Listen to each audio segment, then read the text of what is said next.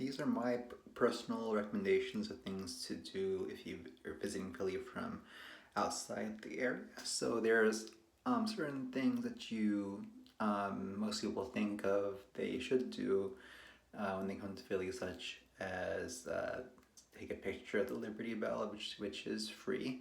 You can take a picture of Independence Hall. You can run up the Rocky Steps, see the Rocky statue, and cheesesteak. So I think that's one of the things. No matter how touristy that is, I think a cheesesteak is the absolute must. And my particular recommendation to get a cheesesteak is John's roast pork, and I would recommend getting it with American cheese with fried onions, or American wit, meaning American with fried onions, or also at John's pork, its namesake, is I recommend getting the roast pork sandwich, or roast pork Italiano, which would be the roast pork, sharp provolone, and Spanish. Other places do broccoli rabe, but the owner chooses particularly not to do broccoli rabe because he says it's too bitter of a green. So he does like garlic sautéed spinach instead, which works really well.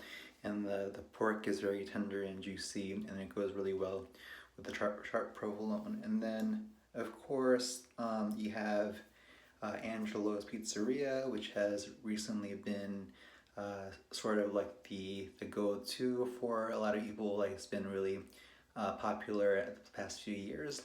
And one of its claim to fame is that they use the Cooper Sharp cheese.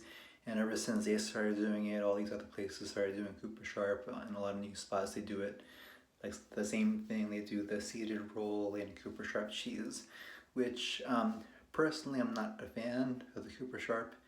And then the other thing they do is they toast the roll. They toast the bread, which I think gives it a burnt taste, which I don't like. I do. I mean, the Angelo cheesesteak is good, but I would hardly say it's the best.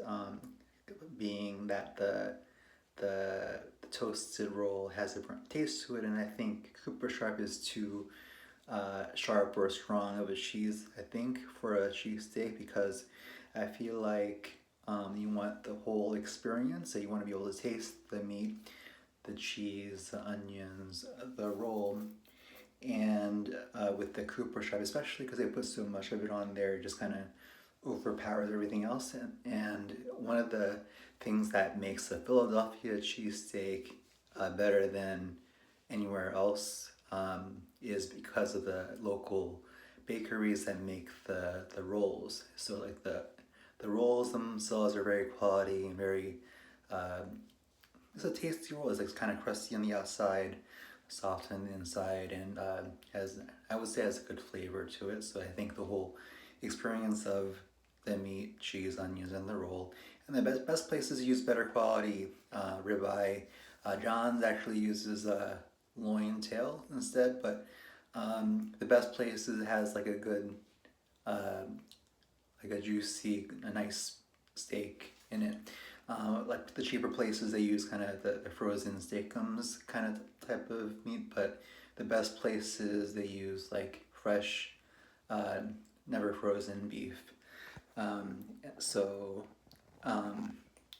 those are the best places, and of the best places, John's, I think, is the best place.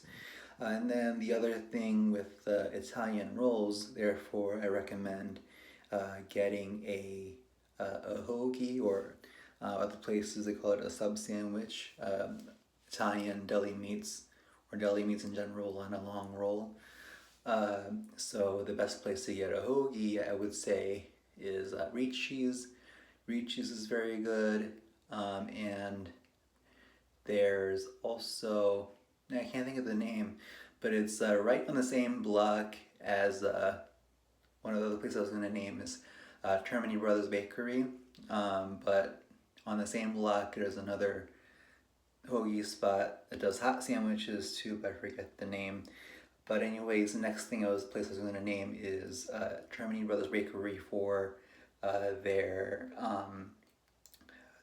cannolis, because they make they put the ricotta on the cannoli shell to order, fresh ricotta with the little chocolate chips inside. They're very delicious. On this, they is in South Philadelphia, so there's very difficult to find parking. You have to do most of the time street parking in South Philly, but they have their own lot where you can park in, and then across the street, Termini Brothers owns a cafe where they you can get Termini Brothers pastries there. You can also get La Colombe coffee, which is also Philadelphia based, and you can get Bassett's ice cream. And Bassett's ice cream is very creamy, delicious ice cream. I think it might be one of the best ice creams. But you can get all three of those things actually at Reading Terminal Market. They all have, I don't know about, you could probably get the La Colombe coffee some places, and I don't think they have La Colombe specifically has a stall in Reading Terminal Market, but they definitely do have Termini Brothers, cannolis, and Bassett's ice cream at Reading Terminal. Basically everything else that you can think of. It's a very large food hall area, but also like kind of like a classic indoor market too. So it's really worth exploring, and there's a lot of different places to eat, among which is the Nick's, which is also known for roast pork. They do their broccoli rabe, and John's and the Nick's has, I would say, the best roast pork sandwiches in the city or anywhere else in the world. But I have a slight preference or bias for John's, but the Nick's roast pork is very good. And then there's all sorts of different other stalls there. There's Asian food. There's a Cajun food stall. Everything you can imagine they have at Reading Terminal Market. While still on the topic of food, the other food I would recommend is getting a roast beef sandwich from Old Original Nick's. They serve it with a lot of gravy. You can get gravy fries. Also, I think one of the best sandwiches in Philadelphia, the Old Original Nick's roast beef sandwich is a must. And also, while we were talking about cannolis, also around South Philadelphia is Ralph's Restaurant, which is well, there's like a lot of good Italian you can get in Philadelphia, but I wanted to mention Ralph's because it's supposed to be the longest continuously run Italian restaurant in the United States, and it's been owned by the same family since it's been open. And then also on the same block, oh yeah, so Ralph's is like in the same block as Angelo's Pizzeria, as is Sarcone's Bakery. So Sarcone's Bakery, the owner of Angelo's wife's family owns Sarcone's Bakery, and I recommend going to Sarcone's to get a tomato pie. So a tomato pie is kind of looks like, when you look at it, it looks like a pizza without mozzarella on it. It's you see the tomato sauce on top, and then a sprinkling of Parmesan, and you're supposed to eat it cold. And the crust of a tomato pie isn't like a pizza crust. It's more like a fluffy, almost focaccia type of texture, and it's very good. I definitely recommend tomato pie as something that you must have, which you can only find in Philadelphia, Rhode Island, and upstate New York, or particularly the Syracuse area, or one of the upstate New York cities. Are the only places known to have tomato pie, which is, I guess, considering pretty unique to Philadelphia as well, which makes it a must-have food in Philadelphia.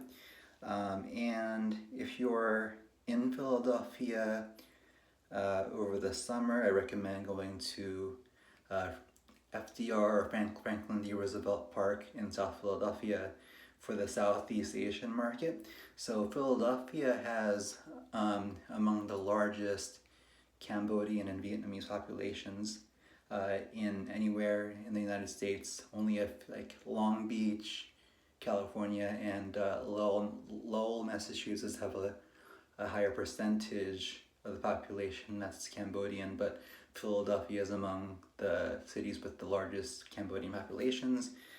So you can get Cambodian as well as Vietnamese and other Southeast Asian cultural street food at the Franklin Roosevelt Park, or the Southeast Asian market that they do on the warmer months of the year, every weekend, every Saturday, I believe. And also, oh yeah, also in South Philadelphia, there's an area called Little Saigon where you can get bubble tea and other Vietnamese food. I think Pho 75 in Little Saigon has the best pho I've had anywhere. Also, I think, oh yeah, while we're still on food, you should get Philadelphia style soft pretzels at Philadelphia Pretzel Factory or Center City Pretzels. So Philadelphia soft pretzels are different because it's has more of a I wouldn't say hard because it's still a soft pretzel, but it has like it's more of a stiffer pretzel, but it's very good. People locally love it. You can get it with warm cheese. You can dip it in, and definitely worth the experience when you're in Philly. As well as Italian ice, or we call it water ice here, or water ice in the Philadelphia accent. But there's a number of places you can get water ice, but like Rita's water ice, I think they're all over a lot of the East Coast, but they become chainy. So to get real authentic Philly water ice, I'd recommend going to John's Water Ice, also located in South Philly. So a bunch of these places I named so far. Well, I should mention, when you go to John's, if you get the lemon water ice, they use fresh lemons to make the water ice. So as if there's other flavors, but I recommend getting the lemon water ice. So for the time being, I think we kind of South Philly, all the South Philly out of South Philly so far. So something else that's worthwhile is Penn's Landing and Spruce Street Harbor. So Spruce Street Harbor, they only have open during the warmer months, particularly the summer. They have like these hammocks hung up on trees where anybody can use, but there's always somebody there because I guess it's that popular. There's spots you can order food along Spruce Street Harbor. There's a bar where you can sit looking out into the water.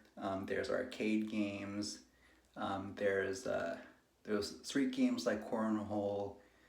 They have that giant Connect 4 piece you can use, giant Jengas. Those places are everywhere, but they have one of those there. And near that area is a part of Penn's Landing, where they have a giant Ferris wheel there. There's a roller rink during the summer and an ice rink during the winter. They have, I believe, carnival games there. There's also, it's kind of a cool setup in the winter. Like they have those little fire things you can sit around. Hot chocolate. That's a pretty cool setup in the winter when they have the ice rink. And in the summer, like I said, they have a roller rink. I think they may have, so I heard them mention on the website for Penn's Landing that they have arcade games there too, but I'm not sure if they're talking about the same place or if it's a separate arcade in that part of Penn's Landing, because I haven't honestly been to that part with the Ferris wheel. I've been there in the winter when they had the whole setup with the hot chocolate and the little fire warming places where you sit around. I do remember seeing that, but other than that, I haven't gone to that part of Penn's Landing specifically, so I don't know for sure if they have a separate arcade area as Spruce Street Harbor, if it's the same place we're talking about. But All worth visiting. I think both tourists and locals like that. Uh, both go to that area, the Penn's Landing area, worth the visit. And then of course there's Fishtown, which is kind of the hip part of town, hip cool part of town, kind of like Brooklyn, or the Philadelphia version of Brooklyn. So it's kind of cool, like gritty urban feel with the Market Frankfurt subway line, elevated train, and it kind of gives it a cool kind of urban gritty feel. But there's cool restaurants, bars there. There's a German beer hall, which is Frankfurt Hall. The name of the beer hall, German beer hall, is Frankfurt Hall. Worth checking out. And so a couple honorable mentions before I end the video. But I think Rocky Steps is touristy, but it's still kind of cool to see they have the actual Rocky statue there. And then a few years ago they opened the Rocky gift shop, which Sylvester Stallone had something to do with it. But there's a gift shop of all Rocky memorabilia and stuff by the Rocky statue along the art museum steps. If you like art, definitely check out the Philadelphia Art Museum.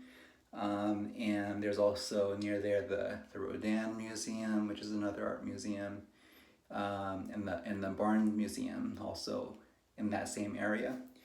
And last honorable mention is if you go to Roberto Clemente Park, there is the basketball court that was on the opening credits of Fresh Prince of Bel-Air. So it's actually not in West Philly, but rather the Spring Garden section.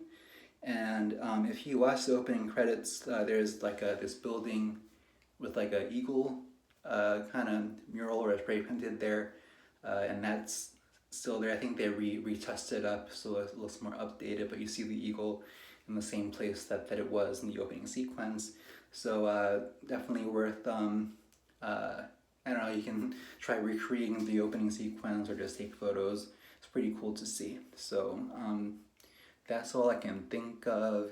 I had another video like a while ago for non-touristy things, but I wanted to do a video about like all possible, or what I recommend, including more touristy things to do. So hope you enjoyed that.